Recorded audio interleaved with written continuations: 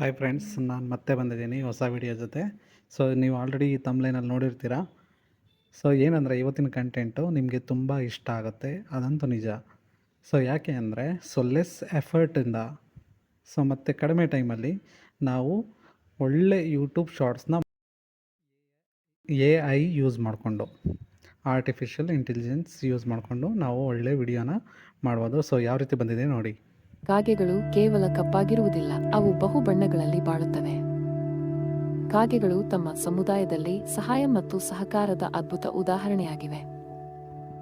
ಕಾಗೆಗಳು ಕೇವಲ ಒಂಟಿತನವನ್ನು ಪ್ರತೀಕಿಸುವುದಿಲ್ಲ, ಅವು ಬುದ್ಧಿವಂತಿಕೆ ಮತ್ತು ಜೀವನ ಶಕ್ತಿಯ ಚಿಹ್ನೆಗಳು. ಕಾಗೆಗಳು ಮನುಷ್ಯರಿಗೆ ಹಾನಿ ಮಾಡುವುದಿಲ್ಲ, ಅವು ಸಹಜವಾಗಿ ಸಾಮರಸ್ಯದಲ್ಲಿ ಬಾಳುವ ಪ್ರಾಣಿಗಳು. ಕಾಗೆಗಳು ಮರಣವನ್ನು ಸೂಚಿಸುವುದಿಲ್ಲ, ಅವು ನವೀಕರಣ ಮತ್ತು ಅದೃಷ್ಟದ ಸಂಕೇತಗಳಾಗಿವೆ. ಕಾಗೆಗಳು ತಮ್ಮ ಜನಾಂಗದಲ್ಲಿನ ಸದಸ್ಯರನ್ನು ಮತ್ತು ಜಾಗಗಳನ್ನು ಗುರುತಿಸಲು ಆಶ್ಚರ್ಯಕರ ಸ್ಮರಣಶಕ್ತಿ ಹೊಂದಿವೆ.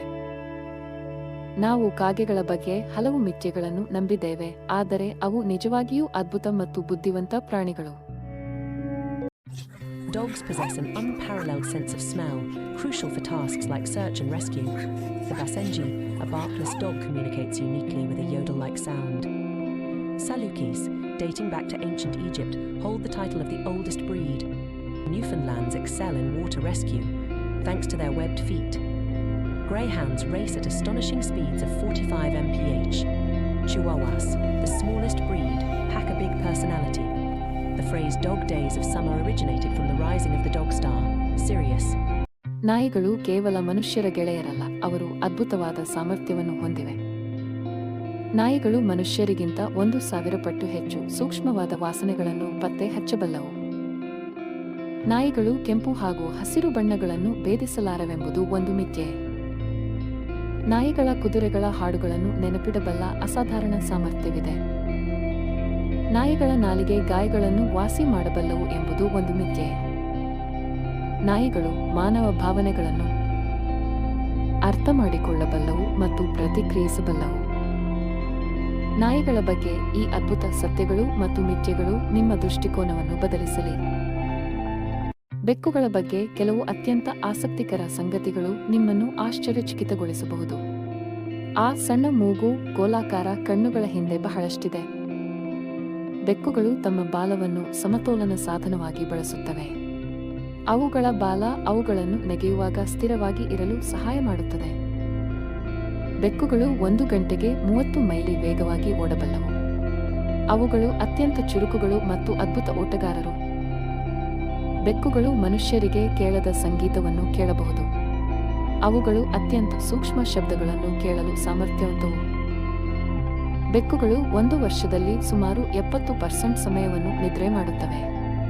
ಅವುಗಳ ಜೀವನದ ಬಹುಭಾಗ ಕನಸಿನ ಲೋಕದಲ್ಲಿದೆ. ಬೆಕ್ಕುಗಳು ಬೇರೆ ಬೆಕ್ಕುಗಳಿಗೆ ಮ್ಯಾವ್ ಎಂದು ಕೂಗದೆ.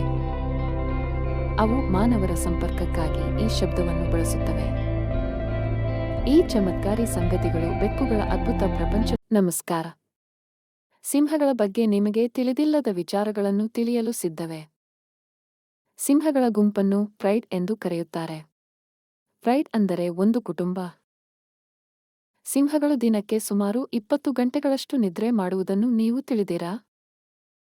ಸಿಂಹಗಳು 35 ಮೈಲಿ ವೇಗದಲ್ಲಿ ಓಡಬಲ್ಲವು. ಇದು ಬೆಂಗಳೂರಿನ ಟ್ರಾಫಿಕ್ ವಿರುದ್ಧ. ಸಿಂಹದ ಗರ್ಜನೆ 5 ಮೈಲಿ ದೂರದಲ್ಲಿ ಕೇಳಿಸಬಹುದು. ಇದು ಪ್ರಕೃತಿಯಲ್ಲಿಯೇ ಶಕ್ತಿ. ಮಗುವನ್ನು ಪಾರುಮಾಡಲು ಹೋರಾಡಿದ ಸಿಂಹನ ಕಥೆಯನ್ನು ಕೇಳಿದ್ದೀರಾ? ಇಂತಹ ಸಿಂಹಗಳ ವಿಷಯಗಳು ನಿಮಗೆ ಇಷ್ಟವಾ? ಇನ್ನಷ್ಟು ತಿಳಿಯಲು ಸಬ್ಸ್ಕ್ರೈಬ್ ಮಾಡಿ. ಈ ವಿಡಿಯೋ ಬಂದಿದೆ ಅಂತ ಅಂದ್ಬಿಟ್ಟು simple. flicky.ai.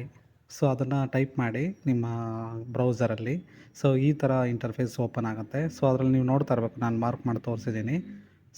Turn idea into videos, turn text into videos, turn PPT into videos ಅಂತ ಬರ್ತಾ ಇದೆ. ಅಂದರೆ ನೀವು ಜಸ್ಟ್ ಟೈಪ್ ಮಾಡಿದ್ರೆ ಸಾಕು, ಏನು ಬೇಕು ಅಂತ ಟೈಪ್ ಮಾಡಿದ್ರೆ ಸಾಕು. ಅದು ವೀಡಿಯೋದಲ್ಲಿ ಟ್ರಾನ್ಸ್ಫರ್ ಆಗಿ ಬರುತ್ತೆ. ಇಲ್ಲಿ ನೋಡ್ತಾ ಇರ್ಬೋದು.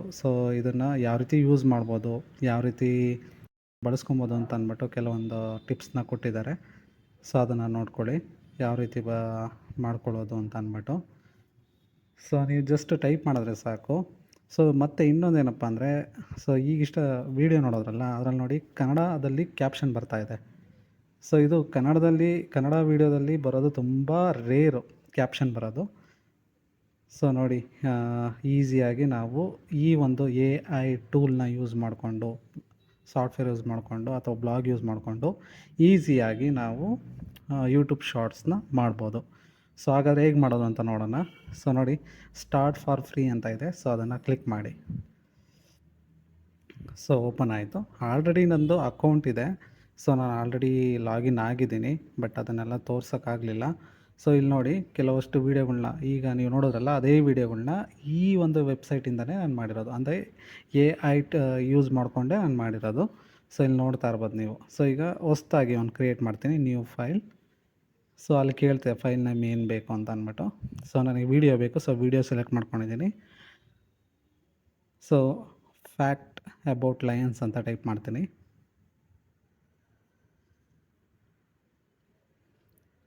ಫ್ಯಾಕ್ಟ್ ಅಬೌಟ್ ಲಯನ್ಸ್ ಅಂತ ಟೈಪ್ ಮಾಡ್ತಾ ಇದ್ದೀನಿ. ಸೊ ನಿಮ್ಗೆ ಯಾವ ಲ್ಯಾಂಗ್ವೇಜ್ ಬೇಕು ಅದನ್ನು ಸೆಲೆಕ್ಟ್ ಮಾಡ್ಕೊಬೋದು. ಕನ್ನಡ ಬೇಕಾದ್ರೆ ಕನ್ನಡ, ತೆಲುಗು ಬೇಕಾದ್ರೆ ತೆಲುಗು, ತಮಿಳ್ ಬೇಕಾದ್ರೆ ತಮಿಳು. ಸೊ ಇಂಡಿಯಾ ಮತ್ತು ನಿಮಗೆ ಆಸ್ಪೆಕ್ಟ್ ರೇಷಿಯೋ ಅಂದರೆ ಶಾರ್ಟ್ಸ್ ಬೇಕು ಅಂದರೆ 9:16 ಬೇಕು. ಸೊ ಪ್ರೊಸೆಸಿಂಗ್ ಕೊಡಿ. ಓಕೆ, ಅಗೇನ್ ಕೇಳುತ್ತೆ. ಸೊ ಎಕ್ಸಾಂಪಲ್ ಅಥವಾ ಯಾವ ವೀಡಿಯೋ ಅಂದರೆ ನೀವು ಜಸ್ಟ್ ಟೈಪ್ ಮಾಡಬೇಕಷ್ಟೆ. ಸೊ ಅಗೇನ್ ನಾನಿಲ್ಲಿ ಏನು ಮಾಡ್ತೀನಿ, ಅಗೇನ್ ಫ್ಯಾಕ್ಟ್ ಅಬೌಟ್ ಲಯನ್ಸ್ ಅಂತಲೇ ಕೊಡ್ತೀನಿ. ಫ್ಯಾಕ್ಟ್ ಅಬೌಟ್ ಲಯನ್ಸ್ ಅಂತಲೇ ಕೊಡ್ತೀನಿ. ಸೊ ಅಲ್ಲಿ ಮೊದಲೇ ನೀವು ಲ್ಯಾಂಗ್ವೇಜ್ನ ಸೆಲೆಕ್ಟ್ ಮಾಡ್ಕೊಬೇಕು. ಸೊ ಕನ್ನಡ ಅಂತ ಸೆಲೆಕ್ಟ್ ಮಾಡ್ಕೊಂಡಿದ್ದೆ. ಸೊ ನೋಡಿ ಏನಾಗುತ್ತೆ ಅಂತ ಅಂದ್ಬಿಟ್ಟು. ಓಕೆ, ಅದೆಲ್ಲ ನೋಡಿ ಏನೇನು ಕೊಟ್ಟಿದ್ದೀನಿ ಅದೆಲ್ಲ ನೀವು ನೋಡ್ಕೊಂಡು ಕೊಡಿ. ಸೊ ಪ್ರೊಸೆಸಿಂಗ್ ಕೊಟ್ಟಿದ್ದೀನಿ ಈಗ. ಸೊ ವೀಡಿಯೋ ಆ್ಯಕ್ಚುಲಿ ಕ್ರಿಯೇಟ್ ಆಗ್ತಿದೆ ಈಗ. ಸೊ ಲೋಡಿಂಗ್ ಆಗ್ತಿದೆ. ಸೊ ಲೋಡಿಂಗ್ ಆದಮೇಲೆ ನಮ್ಮ ವೀಡಿಯೋ ಕ್ರಿಯೇಟ್ ಆಗುತ್ತೆ. Okay, created successfully. ಸೊ ನೋಡಿ, ಟೋಟಲ್ 7 ಸೀನ್ಸ್ ಇದೆ. ಸೊ ಈ ಕಡೆ ನಿಮ್ಮ ಲೆಫ್ಟ್ ಸೈಡಲ್ಲಿ ನೋಡ್ತಾ ಇರೋದು ಇದು 5th ಸೀನ್. ಯಾವ ರೀತಿ ಬಂದಿದೆ ನೋಡೋಣ. ನೋಡಿ, ಕನ್ನಡದಲ್ಲಿ ಬರ್ತಿದೆ ಕ್ಯಾಪ್ಷನ್ನ, ಮತ್ತು ಕನ್ನಡದಲ್ಲೇ ಹೇಳುತ್ತೆ. ಸೊ ಅದೆಲ್ಲ ನೀವು ಸೆಟ್ ಮಾಡ್ಕೊಬೇಕಾಗತ್ತೆ. ಸೊ ನಾನು ಡೈರೆಕ್ಟಾಗಿ 2-3 ವೀಡಿಯೋದಲ್ಲೇ ನಾನು ಸೆಟ್ ಮಾಡ್ಕೊಂಬಿಟ್ಟಿದ್ದೆ, ಬಟ್ ಅವನ್ನ ತೋರ್ಸೋಕ್ಕಾಗಲಿಲ್ಲ. ನೀವು ಈ ಒಂದು AI ಯೂಸ್ ಮಾಡಿಕೊಂಡು ಸೊ ಅಲ್ಲಿ ನೀವು ಪ್ರಾಕ್ಟೀಸ್ ಮಾಡಿದ್ರೆ ಈಸಿಯಾಗಿ ಮಾಡ್ಬೋದು.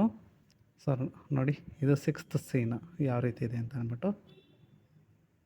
ಓಕೆ, ನೆಕ್ಸ್ಟ್ 7th ಸೀನ್ ನೋಡಿ.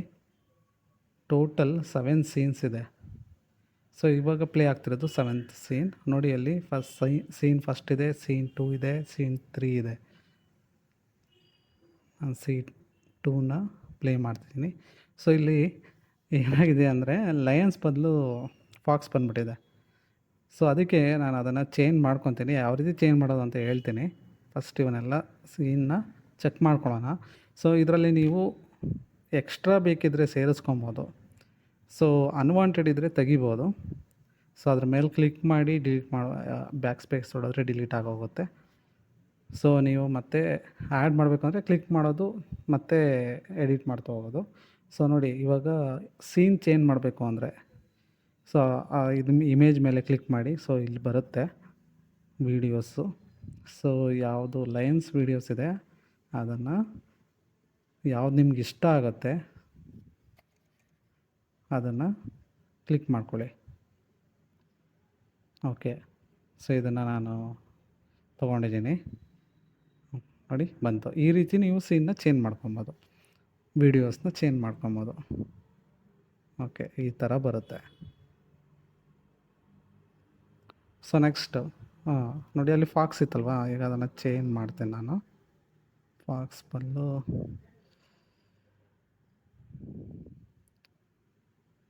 ಯಾವುದು, ಓಕೆ ಇದನ್ನು ಇಡ್ತೀನಿ. ಸೊ ಚೇಂಜ್ ಆಯಿತು. ನಿಮಗೆ ಯಾವುದು ಇಷ್ಟ ಆಗುತ್ತೆ ಅದನ್ನು ಹಾಕ್ಕೊಬೋದು, ಯಾವುದು ಬೇಡ ಅನಿಸುತ್ತೆ ಅದನ್ನು ತೆಗಿಬೋದು.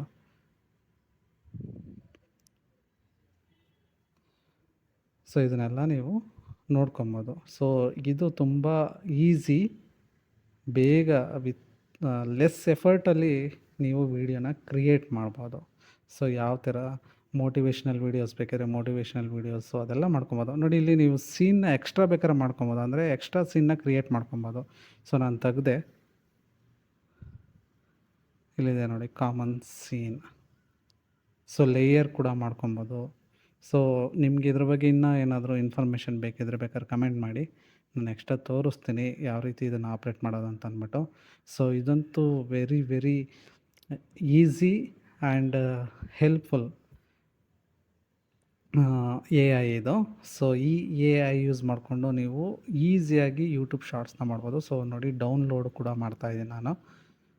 ಸೊ ಡೌನ್ಲೋಡ್ ಯಾವ ರೀತಿ ಮಾಡೋದು ಅಂತ ಅಂದ್ಬಿಟ್ಟು, ಸೊ ಇಲ್ಲಿ ರೈಟ್ ಸೈಡಲ್ಲಿ ಡೌನ್ಲೋಡ್ ಇದೆ. ಸೊ ಅದನ್ನು ಕೊಡಿ, ಸೊ ಡೌನ್ಲೋಡ್ ಆಗುತ್ತೆ. ಸೊ ಪ್ರೊಸೆಸಿಂಗಲ್ಲಿದೆ. ಸೊ ಆ್ಯಕ್ಚುಲಿ ಮಂತ್ಲಿ ಇಷ್ಟು ಕ್ರೆಡಿಟ್ಸ್ ಅಂತ ಇರುತ್ತೆ. ಸೊ ಅಷ್ಟು ಕ್ರೆಡಿಟ್ಸಲ್ಲಿ ನೀವು ಒಂದು 3-4 ವೀಡಿಯೋನ ಮಾಡ್ಬೋದು. ಅದಕ್ಕಿಂತ ಹೆಚ್ಚಿಗೆ ಮಾಡಬೇಕು ಅಂದರೆ ನೀವು ಪೇ ಮಾಡಬೇಕಾಗತ್ತೆ. ಸೊ ಇಲ್ಲೂ ಕೂಡ ನಂಗೆ ಅದೇ ರೀತಿಯೇ ಆಗಿದ್ದು. ಸೊ ಏನಾಗಿತ್ತು ಅಂದರೆ ವೀಡಿಯೋ ಬರುತ್ತೆ ಬಟ್ ಕ್ಯಾಪ್ಷನ್ ಬರಲ್ಲ,